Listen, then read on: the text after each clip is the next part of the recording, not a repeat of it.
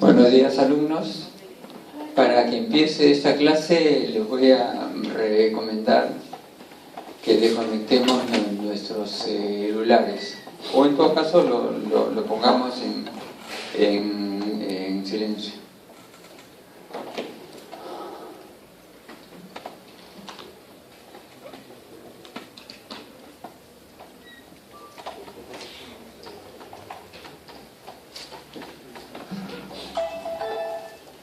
Bien, vamos a empezar esta aventura que se llama Sistema Límbico y Formación Reticular. Vamos a empezar con la primera parte.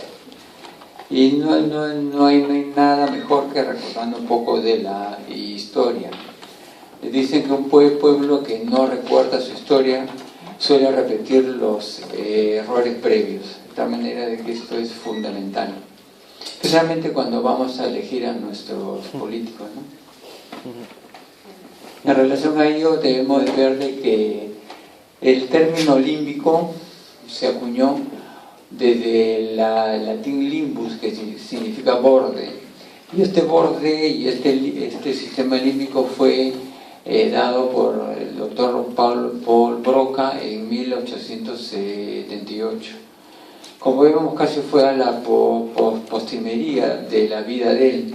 El doctor Broca, médico francés, refirió de que sistema límbico se refería a una serie de estructuras corticales que estaban alrededor del cuerpo calloso y que tendría relación con ciertas funciones de orden inconsciente, fundamentalmente. Posteriormente ya viene lo que es el término de rinencéfalo o encéfalo nasal, para de alguna forma elevar lo que es la importancia del bulbo olfatorio y las demás estructuras en lo del sistema límbico.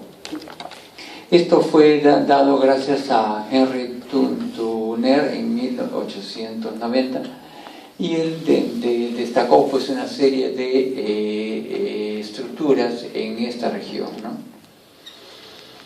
Posteriormente tenemos ya el término de cerebro visceral, que fue dado por Crisfield Jacob en 1908, es decir, se le iban asignando funciones poco más diferenciadas a este conjunto de estructuras ocultas y que hasta hace no mucho tiempo no se conocían bien sus funciones.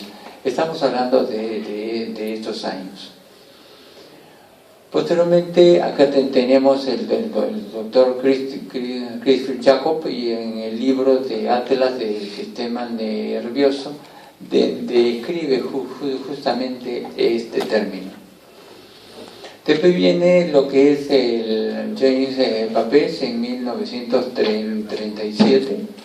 Este investigador determinó que una serie de estructuras de este denominado sistema límbico tenían amplias conexiones, y eran con conexiones en línea uno tras otro, y que era de tipo reverberante.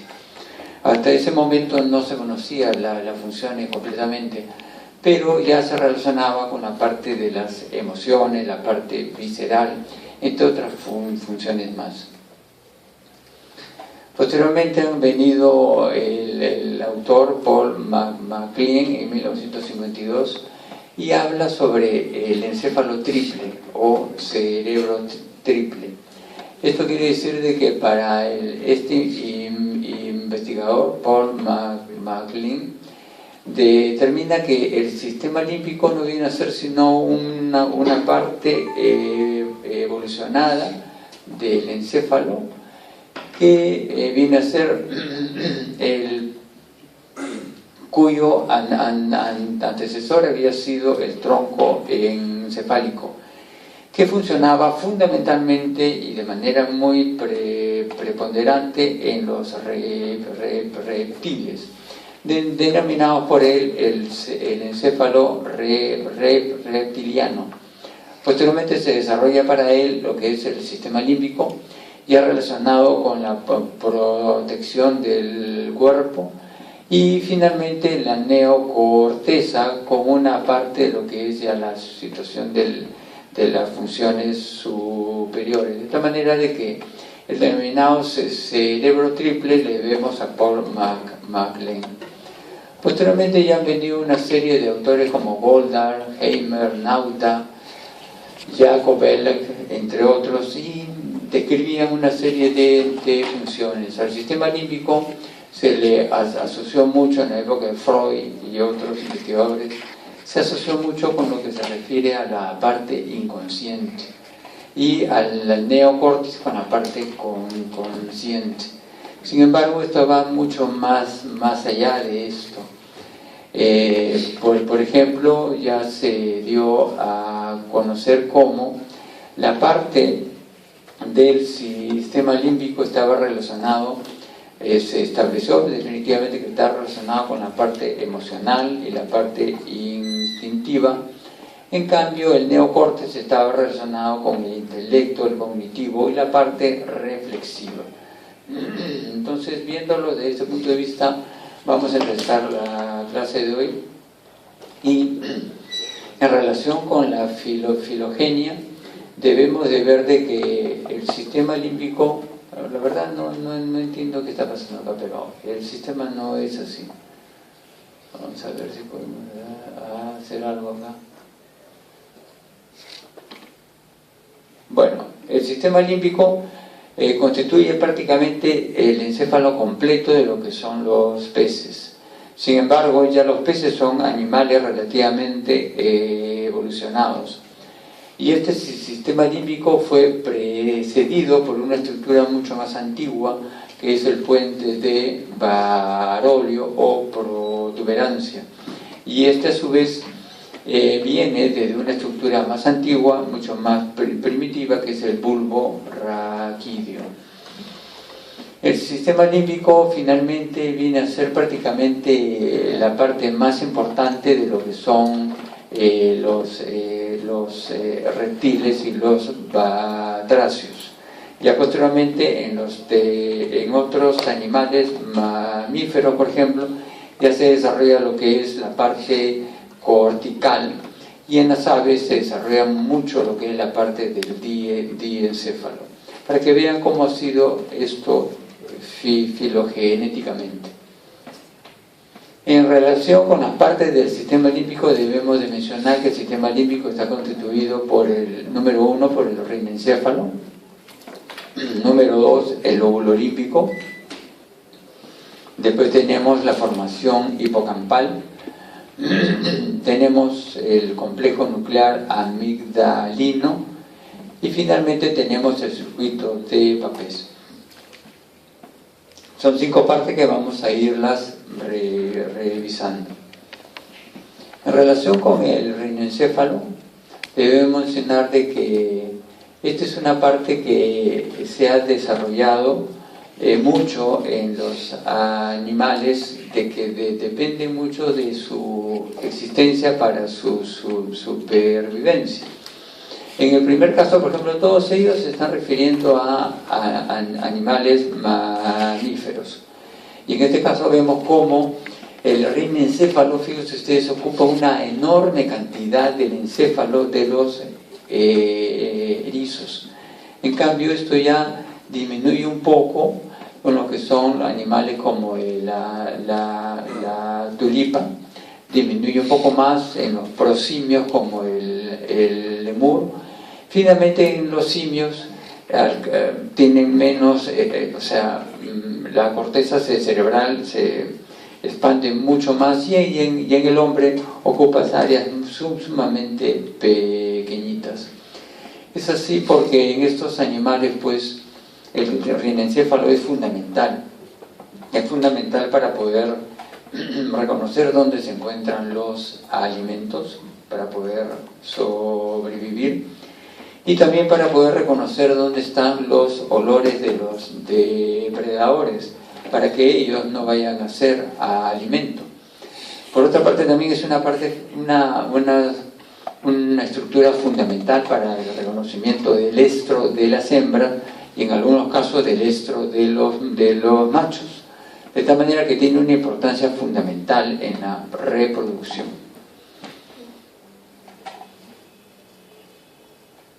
Aquí tenemos el caso de la parte basal, la vista basal del encéfalo de un erizo, que si lo comparamos con la parte basal del encéfalo de un ser humano, vemos que las estructuras que ocupaban el rinencéfalo y que era la mayor parte de su encéfalo, en el humano pues abarca áreas muy reducidas. Por ejemplo, si mencionamos lo que es los bulbos o olfatorios, vean ustedes cómo ocupa una enorme cantidad y este constituye parte del encéfalo, está unido a él. Sin embargo, en el hombre, el bulbo olfatorio es una pequeña porción que está unida por un tracto de fibras hacia lo que es el encéfalo mismo. Por otra parte, podemos ver el siguiente, el tubérculo olfatorio, que es grande, voluminoso en el erizo. En el ser humano está enterrado dentro de la sustancia blanca, la sustancia perforada anterior.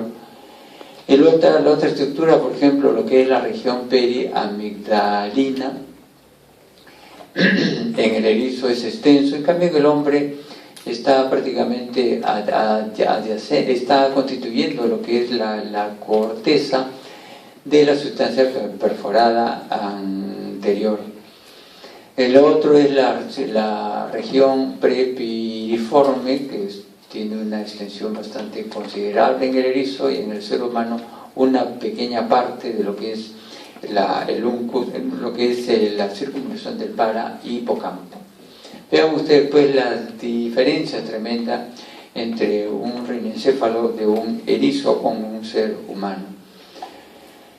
En términos generales, los olores tienen la peculiaridad de que tiene una estructura tridimensional y depende de la forma tridimensional del mismo para ver cómo estimula el receptor, que se va a encontrar a nivel de la mucosa pituitaria. En relación con los olores existe la hipótesis de que existen 7 olores básicos y que la combinación de estos nos va a dar la representación de todo lo que podemos oler. En relación con el primero, el pútrido, no requiere mucho comentario. El siguiente es el éter, que es un líquido transparente, volátil, de olor penetrante, sabor un poco dulce. Se utilizó hasta no hace mucho tiempo como anestésico. El siguiente es el alcanfor, que es una sustancia blanquecina, un poco oleosa, y naturalmente se sacaba del árbol del alcanforero de Sumatra, de la isla Borneo, pero que actualmente se realiza, digamos, esto se hace sintéticamente, y son las famosas pastillas antipolilla, ¿no? El siguiente es el floral, que no requiere mucho comentario, es algo conocido. El siguiente es el olor almizcle. El almizcle no viene a ser sino una sustancia producida por las glándulas del ciervo almizclero. Estas glándulas se encuentran cerca del ano de este animal y que lo utiliza como feromona para atraer a las hembras. Esta sustancia mezclada en alcohol produce un aroma extraordinario, sumamente caro, tan caro que llegó casi a depredar a estos pobres animales. Por suerte que actualmente se hace ya sintéticamente, pero fue en su época un olor sumamente caro, ¿no?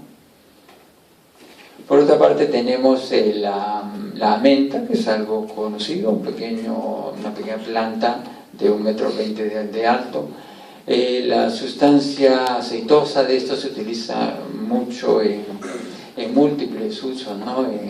Como saborizantes, en perfumes, en mentol, etcétera, etcétera, ¿no? Después lo que tenemos es el olor al acre. Olor a acre, bastante conocido. Vayan ustedes en un micro limeño para que vean ustedes cómo se siente esto.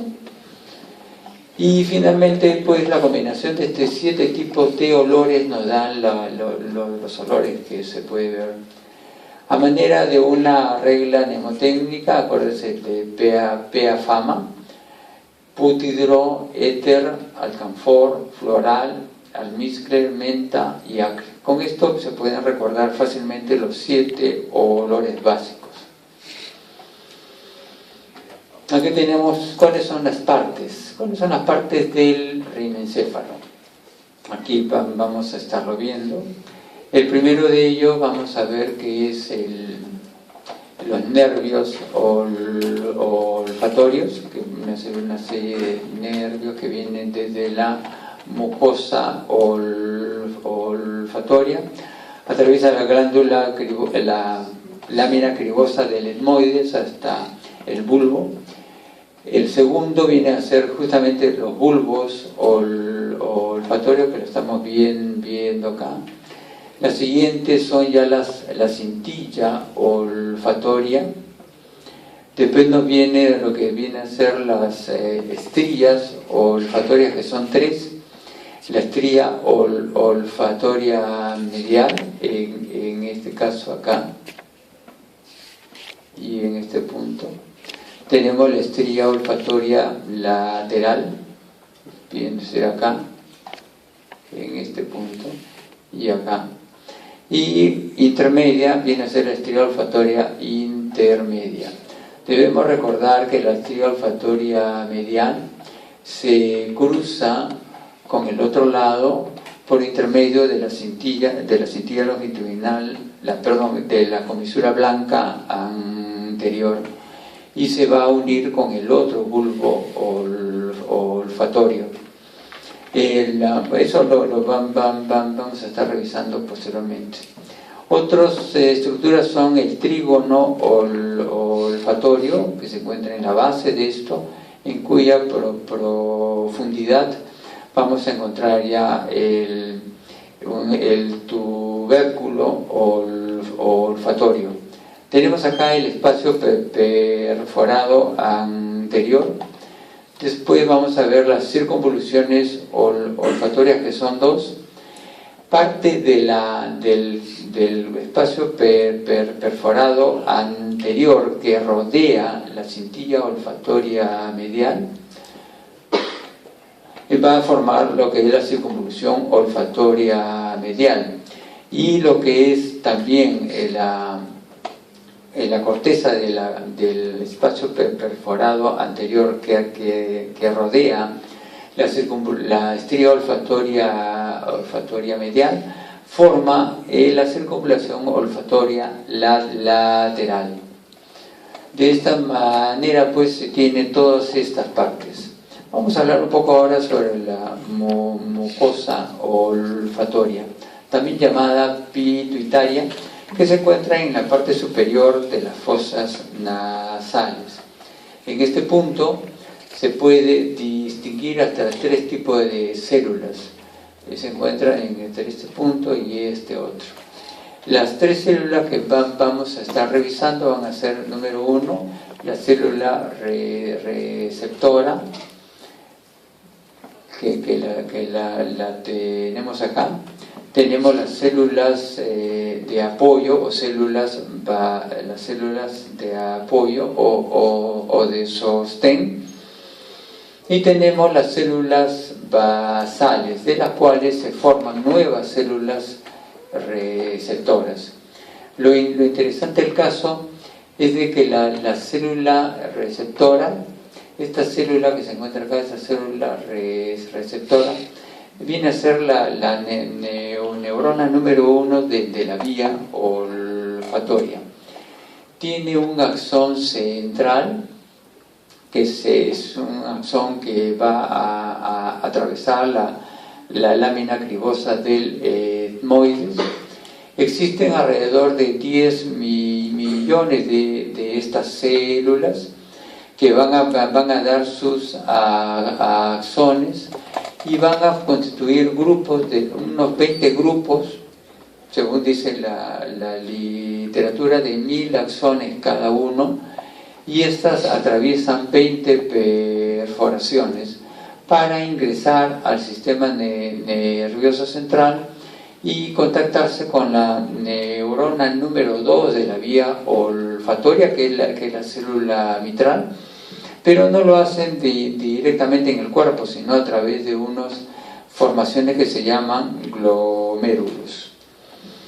Por otra parte, la prolongación externa o centrífuga de esta célula olfatoria, también llamada célula de Schultz, va a formar la dendrita. Ella va a tener un abultamiento a manera, entre comillas, como un botón sináptico, sin que lo sea, y desde este punto van a emerger 20 a 30 filamentos dendríticos, que son los verdaderos órganos receptores y en los cuales se va a realizar el contacto con las sustancias odoríferas y ocasionar la despolarización de esta neurona. Posteriormente, de la neurona número 2, las vías centrales ya van a ir para las partes internas, que vamos a revisarlo. En realidad, el glomérulo olfatorio es un poco más complejo.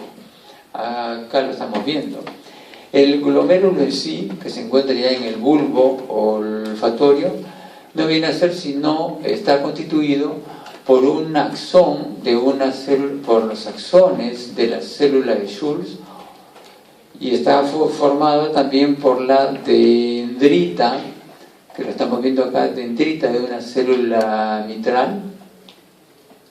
Está formada por la dendrita de una célula en penacho, y además está formada por la dendrita de una célula periglomerular, de tal manera que existe la relación de axones de la célula de Schultz y las dendritas de la célula de penacho, mitrales y células periglomerulares. Esto forma lo que en realidad un glomérulo. Por otra parte, en una parte más externa, vamos a ver de que las dendritas de las células mitrales hacen contacto con los axones de las células granulares. De esta manera vamos a ver que la célula Schultz se constituye como la neurona número 1 de la vía olfatoria, y fundamentalmente la célula mitral, pero también contribuye las células en penacho para constituir ambas la neurona número 2 de la vía olfatoria. En relación con la célula periglomerular y la célula glandular, son interneuronas que tienen funciones ahí. El revisar las funciones de eso ya no compete a lo que es el curso de neuroanatomía. Eso corresponde ya a la parte de neurofisiología.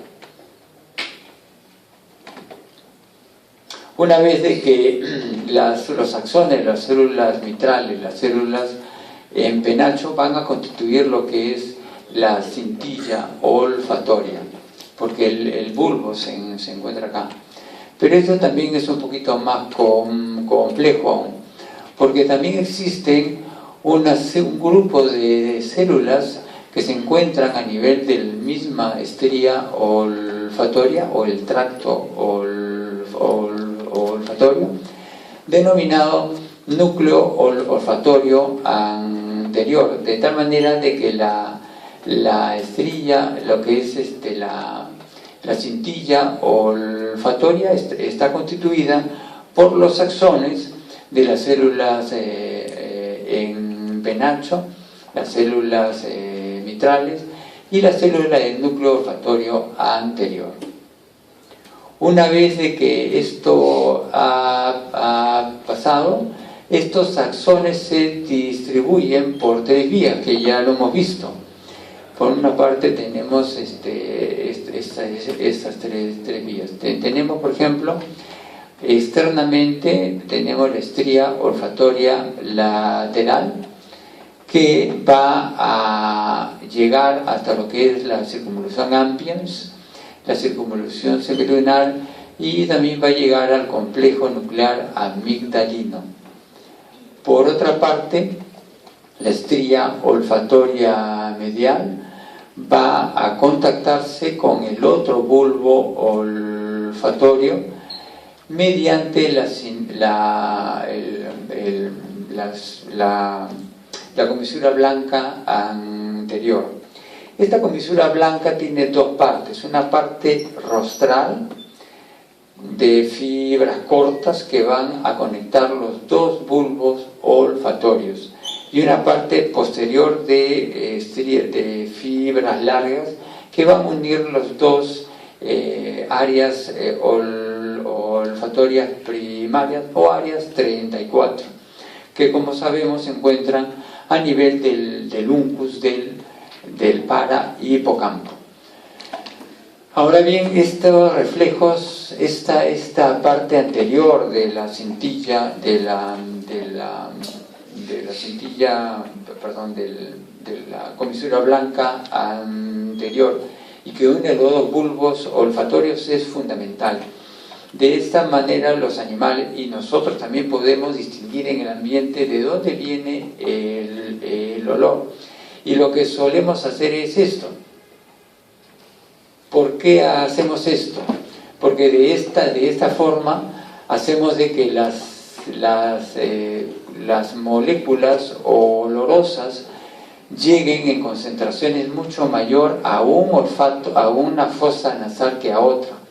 De esta manera, con esta información que se comunica entre un bulbo olfatorio y el otro, procesa dónde está la mayor concentración, y por lo tanto la fuente de los olores se van para este punto. Finalmente, la estría olfatoria medial o intermedia va a terminar lo que es en el tubérculo olfatorio anterior, que se encuentra en el interior de la sustancia perforada anterior. ¿Ok? Finalmente, la parte de la cintilla o de la estría olfatoria lateral va a finalizar en el área olfatoria primaria, y debemos recordar también que existe una área olfatoria secundaria. El área olfatoria primaria o región prepiriforme está constituido por el área 34, mientras que el área olfatoria secundaria o región entorrinal está constituida por las áreas 28, 35 y 36. Bueno, todas ellas obviamente están en la circunvolución del para hipocampo. La distinción entre lo que es el área, la región prepiriforme y la región entorrinal es el surco rinal que se encuentra acá. Lo que está por dentro o medialmente al surco rinal se denomina región prepiriforme o área olfatoria primaria.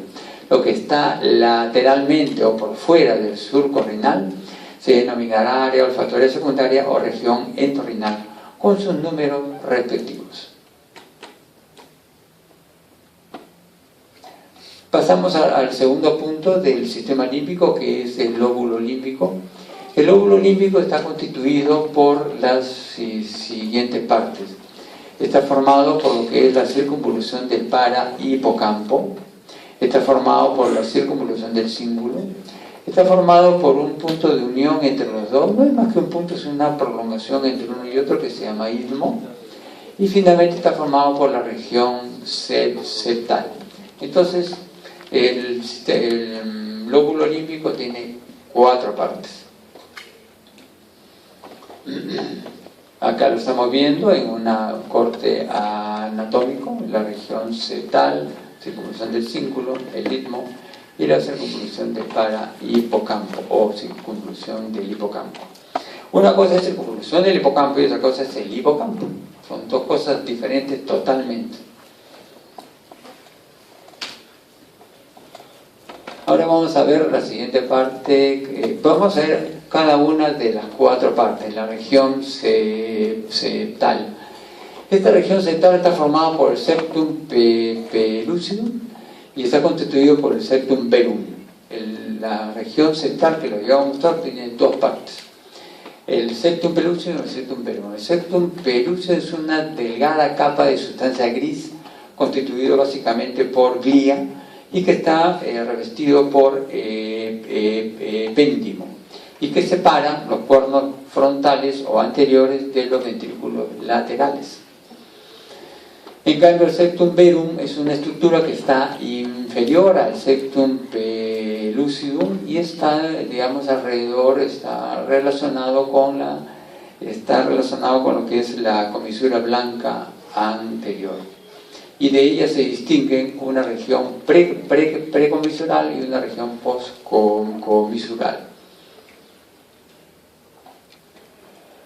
Vamos a hablar entonces sobre el septum verum. El septum verum tiene en su composición regiones corticales y regiones subcorticales. Dentro de las regiones corticales del septum verum tenemos la circunvolución subcallosa, que la estamos viendo acá. Es una circunvolución vertical justamente delante de la lámina terminal y que se extiende entre el pico del cuerpo calloso hacia lo que es el quiasma óptico. El siguiente es la circunvolución paraterminal o paraolfatoria, que está justamente delante de la circunvolución subcallosa. Ambas constituyen la región cortical del septum verum. Pero el septum verum también tiene lo que es regiones subcorticales. En este caso tenemos el núcleo septal medial y tenemos el núcleo septal lateral. Ambas se encuentran por delante de la comisura blanca anterior, pero obviamente en su profundidad. Otra cuestión que también se encuentra acá es la banda diagonal de Broca, que está relacionando lo que es el área septal con la parte del complejo nuclear amigdalino.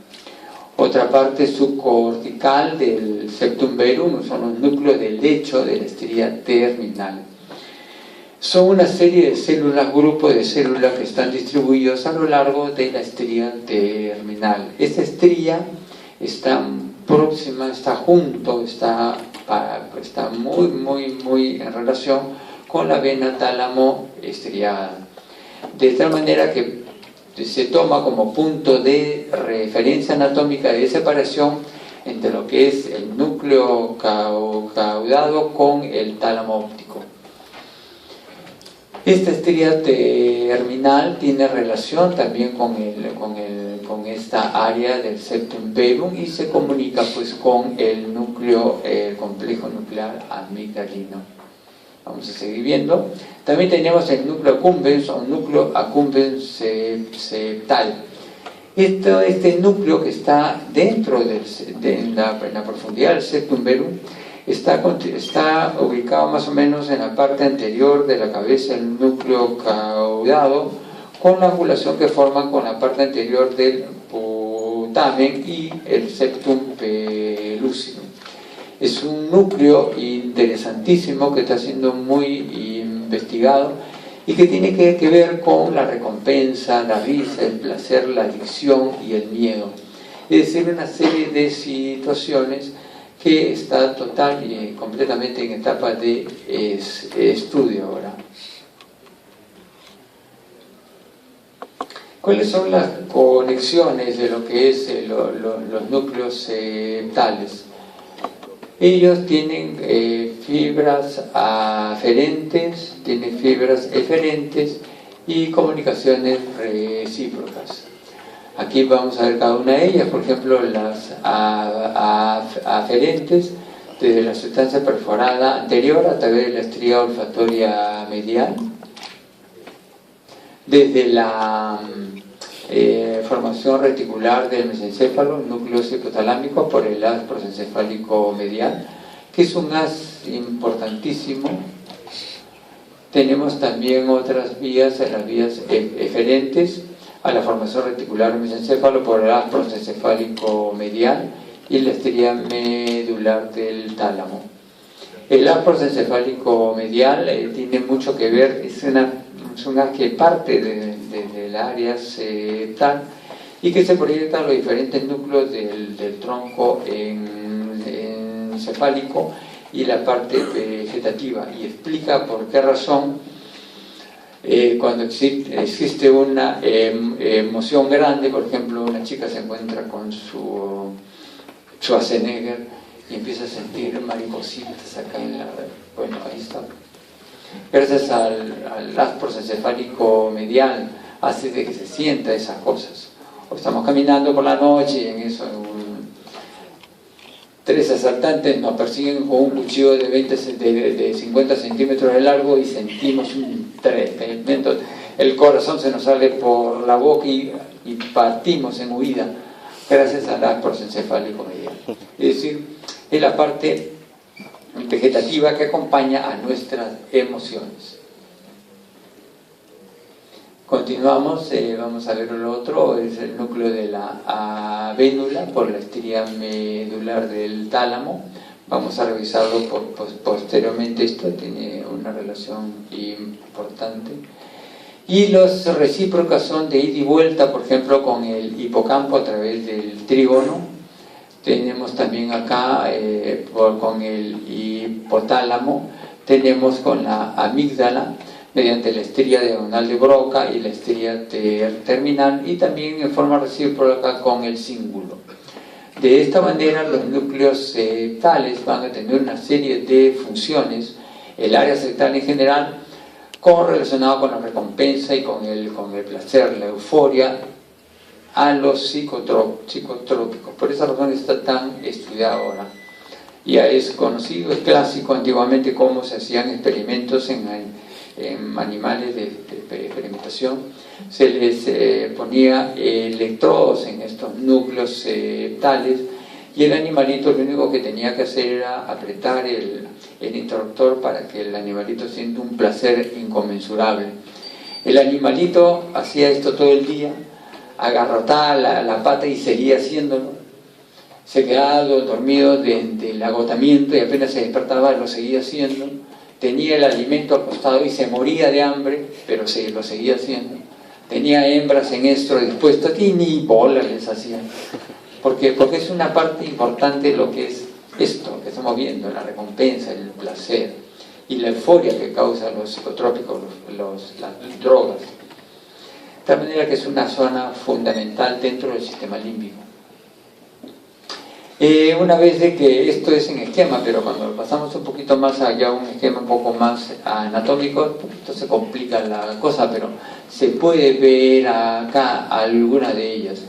Tenemos obviamente la comisura blanca anterior, lo que está adelante son las áreas precomisurales del septum velum, por detrás tenemos las áreas postcomisurales del septum velum. Después tenemos aquí la lámina terminal. Tenemos fibras, que vienen fibras precomisurales, como pues, por ejemplo el fornix. Acá tenemos el fornix, este es el fornix, áreas precomisurales por el fornix. Después vamos a ver esto. Tenemos la estría terminal. Tenemos la estría medular del tálamo y las fibras poco misurales como la estría terminal, ¿no? que se muestra acá. Ok, son algunas de las partes que estamos viendo. Pasamos ahora a la tercera de las 5 partes del sistema límbico, que es la formación hipocampal. Dentro de la formación hipocampal debemos ver que el hipocampo se encuentra en la profundidad de la circunvolución del parahipocampo o la circunvolución del hipocampo. Por eso le digo, una cosa es circunvolución del hipocampo o circunvolución parahipocampal y otra cosa es el hipocampo. El hipocampo es sustancia gris, pero está dentro, es una corteza gris, pero acá está dentro, no se puede ver, hay que cortar el encéfalo para que se pueda ver. Se encuentra acá. ¿Cuáles son las partes? La formación hipocampal va a estar constituido por lo que es el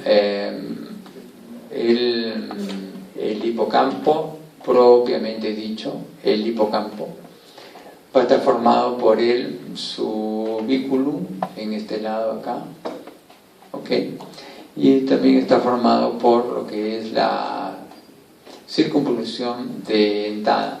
Toda la formación hipocampal está constituida por el hipocampo, el subículo y la circunvolución dentada. El hipocampo, hablando de él, el hipocampo no viene a ser una formación de 5 centímetros de largo aproximadamente. Se encuentra a nivel de el piso del cuerno esfenoidal, el cuerno esfenoidal del ventrículo lateral. Está constituido por algunas partes que vamos a ver ahora. Embriológicamente, tanto el giro dentado, la circunvolución dentada, el cuerpo de Amón o el asta de Amón y el hipocampo, el subículo y el giro hipocampal es una continuidad, pero embriológicamente la extensión de esta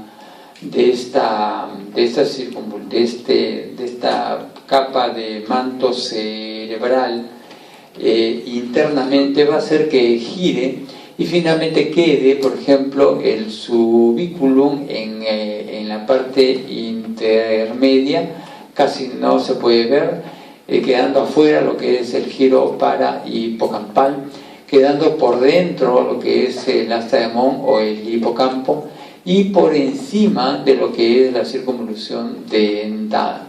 Tiene esta forma caprichosa, pero que tiene una base embriológica. Acá vemos lo mismo. El hipocampo tiene su nombre porque tiene la forma de un cuerno, y por eso es que se llama asta de Amón. ¿Por qué? Porque los egipcios tenían una deidad que se llamaba Amón y que era un humano digamos, eso era un ser mitológico, ¿no? Con cabeza de carnero. En relación con las partes del hipocampo debemos de ver que está constituido por lo que es el alveus. Tenemos acá el alveus.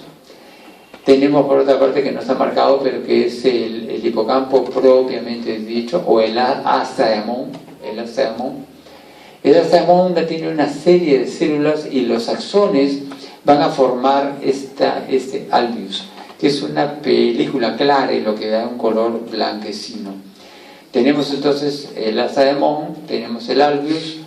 La siguiente estructura viene a ser la fimbria del hipocampo, que no viene a ser sino la reunión de las axones del alveus en lo que es la fimbria. Entonces el hipocampo tiene el asta de Amón, el alveus y la fimbria, ¿no? Ahora bien, la fimbria, que vienen a ser los axones de las células del asta de Amón, que lo estamos viendo acá, van a formar los pilares posteriores del trígono. Estos pilares posteriores del trígono se van a unir en el cuerpo del trígono, formar después los pilares anteriores del trígono y van a terminar en los tubérculos, en los cuerpos mamilares. Aproximadamente existe 1 millón de axones en cada uno de estos pilares.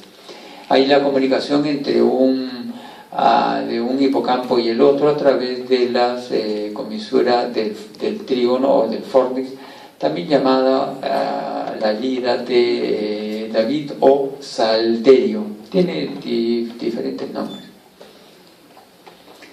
La circunvolución dentada es otra parte importante. Como su nombre lo dice, la circunvolución dentada tiene una forma festoneada, dentada, y que se encuentra por dentro de la circunvolución del para-hipocampo. Acá se tiene la circunvolución dentada. Existe el surco hipocampal que va a separar lo que es el subiculum de la circunvolución dentada. Y tenemos también otra que es el surco fimbro-hipocampal que separa la circunvolución fimbrodentada, que separa la circunvolución dentada con la fimbria del hipocampo, ¿no? Son partes anatómicas.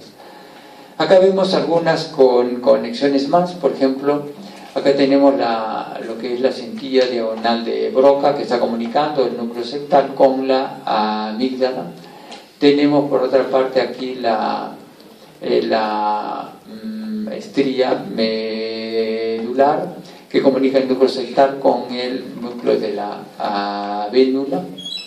Tenemos acá el fascículo prosencefálico medial, importante, que les dije, para que nuestro sistema límbico pueda activar nuestro sistema vegetativo, entre otras partes más que ya lo hemos visto. Tenemos también la estría terminal, que al igual que la banda diagonal de Broca, comunica el núcleo septal con el complejo nuclear amigdalino.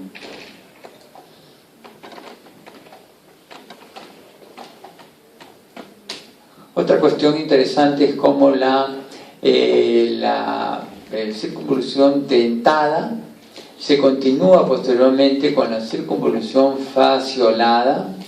Esta alcanza la parte posterior del cuerpo calloso, monta el cuerpo calloso y forma lo que se llama induction grisum. Induction grisum, que tiene estrías, 2 estrías longitudinales. Es un complejo de sustancia gris, que es induction grisum, con fibras que son las estrías del induction grisum o estrías de Lancisi, que son 1 para cada lado. Ellas rodean totalmente el cuerpo calloso y van a determinar finalmente a nivel de las circunvoluciones que han sido descritas ya. Ok, acá estamos viendo el induction grisum encima del cuerpo calloso. Ok, el siguiente parte es el subiculum, que no viene a ser sino la separación que existe entre el hipocampo con el giro para-hipocampal o circunvolución para-hipocampal. Debemos de ver de que el córtex cerebral filogenéticamente ha ido cambiando. Podemos tener un arquicórtex que apenas tiene 2 o 3 capas. Este arquicórtex podemos tener ejemplos como el rinencéfalo, el hipocampo, circunvolución dentada, el induction grisum. Tenemos, por otra parte, la corteza de 4 capas, el paleocórtex. En este caso tenemos el subiculum, que lo estamos viendo acá. Tenemos una mezcla entre los dos, que es el mesocórtex, que es corteza mixta entre arquicórtex y paleocórtex, y que va a formar lo que es el lóbulo límbico. Y finalmente vamos a tener acá lo que es la neocórtex con 6 capas, que viene a ser el resto del encéfalo en sí, ¿no? ¿Okay? Las conexiones aferentes de la formación del hipocampo tenemos por una parte lo que es los núcleos septales, que son de tipo colinérgico.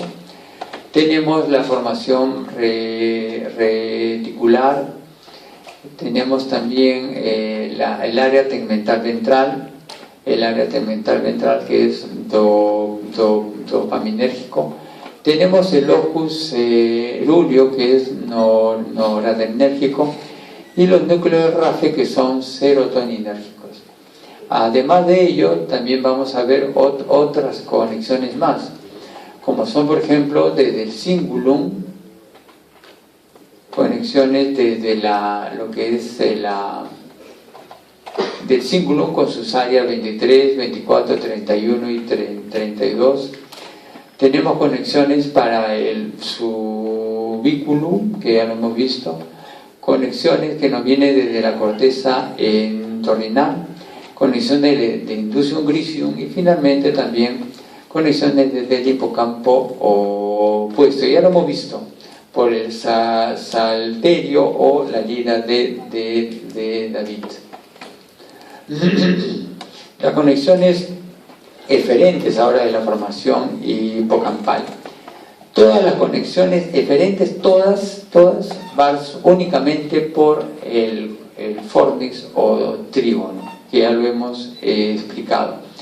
Gracias a ello podemos ver de que este fornix o trígono lleva conexiones a las regiones postcomisurales o regiones precomisurales. Las postcomisurales tenemos el cuerpo mamilar, en este caso. Tenemos el núcleo anterior del tálamo. Tenemos lo que es el núcleo de la estría terminal. Por otra parte, el núcleo ventromedial del hipotálamo. Y los precomisurales tenemos para lo que es el núcleo septal lateral, la corteza frontal medial y el núcleo accumbens, importante que lo hemos mencionado, y la circunvolución recta. ¿Ok? El nervio olfatorio anterior. Estas son las conexiones eferentes de la formación hipocampal, pero recuerden, más importante, que todo se lleva a cabo a través del fornix. Cuarto punto del sistema límbico, tenemos el complejo nuclear amigdalino. Este complejo nuclear amígdala significa almendra, porque tiene la forma de esto, y se encuentra por dentro de lo que es el uncus del parahipocampo. Tiene una función emocional. Tiene que ver con los estados depresivos, la ira, la furia, el miedo, el temor, la conducta sexual. El complejo nuclear amigdalino está constituido por múltiples núcleos, pero los investigadores los han agrupado en tres partes fundamentales: el grupo nuclear córtico-medial, el grupo nuclear vasolateral y el grupo nuclear central. Acordémonos solamente de esos tres, porque tienen funciones diferenciadas. Por ejemplo, el grupo nuclear córtico-medial del complejo nuclear amigdalino tiene que ver con la olfacción. Diferente de esto es el grupo nuclear vasolateral, que tiene que ver con los estados emocionales. Y el grupo nuclear central tiene que ver con el control parasimpático. Okay. Son tres funciones diferentes totalmente que tiene el mismo complejo, y agrupado en tres grupos de núcleos: córtico-medial, olfacción; vasolateral, las emociones; y el central con lo que es el parasimpático. Hablemos cada uno de ellos. El grupo nuclear córtico-medial, que es la olfacción. Aquí tiene que ver, pues, definitivamente con conexiones de ida y vuelta desde el área prepiriforme o área olfativa primaria, pero también tiene que ver con la área región entorrinal 28, 35, 36, que hemos visto que es el área olfativa secundaria. Esto tiene que ver también conexiones con el hipotálamo. En este caso vamos a ver que en primer lugar tiene tiene por medio de la estría terminal, se va a relacionar, va a conectarse con el núcleo ventromedial de lo que es el hipotálamo, que tiene que ver con el apetito. Y la otra función importante es con el núcleo supraóptico. Este núcleo tiene que ver con lo que es la vénula, con la glándula epífisis y la secreción de melatonina, con los relacionados con la luz y la oscuridad. El siguiente grupo nuclear es el grupo nuclear central, que es para el parasimpático. Va a tener aferencias, este grupo nuclear, aferencias desde el núcleo del tracto solitario. Recordemos que el núcleo del tracto solitario tiene dos subnúcleos. Tiene un núcleo sensorial dorsal, que es para la viscerocepción, es decir, las vísceras van a tener aferencias hacia este subnúcleo de este grupo núcleo del tracto solitario, y desde este punto va a ascender, por ejemplo, una conexión hacia el grupo nuclear central del complejo nuclear amigdalino. Va a tener conexiones posteriormente eferentes con el hipotálamo, y el hipotálamo finalmente, por el haz de Schultz o el fascículo longitudinal posterior, va a controlar tanto el parasimpático craneal como el parasimpático sacro. Aquí no tiene nada que hacer ya el simpático, que está en rojo. Esto va a conectarse con el parasimpático, tanto a nivel craneal, que vamos a verlo en otra clase, las diferentes partes del parasimpático, y con el parasimpático sacro. ¿Okay? Entonces, este grupo nuclear central tiene que ver con esta función, tanto parte aferente visceral y eferente de control. El vaso lateral, en cambio, como hemos dicho, está relacionado con las emociones y va a tener aferencias desde la corteza olfativa y corteza límbica, fundamentalmente olfativa en los seres humanos como algo residual. En cambio, en los animales es importantísimo. La conducta del animal depende de lo que huela. O huele su alimento para poder subsistir, o huele al depredador y tiene que huir para que también viva, o tiene que oler a la hembra o la hembra al macho para poder procrearse. Es fundamental. De tal manera que su conducta del animal va a depender mucho de la parte olfativa. En el humano todavía sigue habiendo algunas conexiones, pero más que nada esto ha sido ya reemplazado casi completamente por la conexión del sistema límbico, que tiene que ver más que con olores, con emociones. Y la parte eferente del núcleo vasocelular tiene que ver con múltiples áreas: corteza, núcleo basal, tálamo anterior, grupo nuclear central de la amígdala, el hipocampo, entre otros más, ¿no? Y por último, para terminar esta parte del sistema límbico, vamos a ver el circuito de Babés. Este autor en el año 37, como dijimos, mencionó lo que es el circuito que lleva su nombre. Es un circuito reverberante, puede empezar en cualquier parte. Empecemos, por ejemplo, activándose lo que es el hipocampo. El hipocampo se activa y el hipocampo va a tener conexiones a través del fornix o el trígono desde el hipocampo, y hemos visto cómo el hipocampo tiene sus células.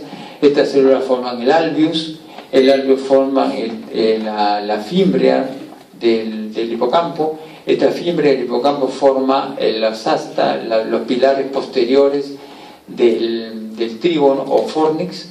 Este trígono fornix va por sus pilares posteriores, por el salterio o lira de David se comunica con el otro hipocampo, y como buenas fibras de asociación van por el cuerpo del fornix, pilar anterior del fornix, hasta lo que es el tubérculo mamilar. En este punto, a nivel posterior del hipotálamo, el cuerpo mamilar, específicamente el núcleo mamilar lateral, va a lanzar fibras mamilotalámicas o fibras de Big Dazir. Estas fibras llegan al grupo nuclear anterior del tálamo óptico y por las fibras